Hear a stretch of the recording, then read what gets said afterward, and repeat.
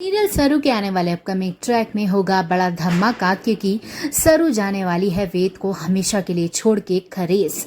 जहाँ पे सीरियल में फिलहाल तो सब कुछ बहुत ही अच्छा चल रहा था, जहाँ पे सब कुछ इतना शानदार चल रहा था कि सरू और वेद की जो विदाई का समारोह था जो इतना बढ़िया तरीके से हुआ।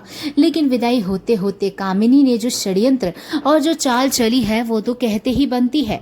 कामिनी ने सबके सामने ये बात रख दी है कि सरू बजाज खानदान की इकलौती वारिस, इकलौती पोती नहीं है।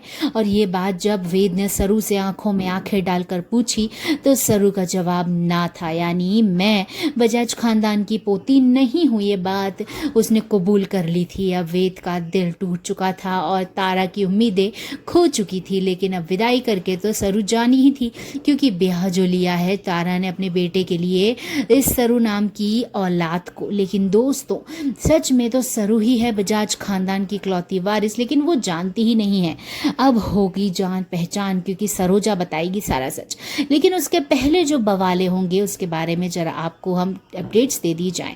होता ही है कि जब घर पहुंचते हैं, जब जो सरू ने ख्वाब सजाए थे शादी के बाद वो सब टूट चुके हैं। सरू को उसकी ही सास घर से धक्के मार के बाहर निकालने की बातें करती है, लेकिन वेद अपनी पत्नी का साथ देता है और कहता है कि सरू ने कुछ नहीं छुपाया है, सरू मेरे साथ है और सरू का मैं साथ देता हूँ। सरू को ऐसा लगता है कि वेद उसके साथ है, लेकिन वेद भी उसके साथ नहीं होता है।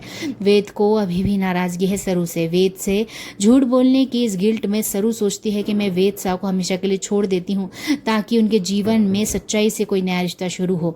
सरू छोड़ के जाने लगती है, लेकिन वेद और सरोजा दोनों आते हैं उसको रोकने, और सरोजा बताती है वेद को सारा सच के कामिनी के डर से सरोजा ने सरू का सच बाहर नहीं लेके आई है।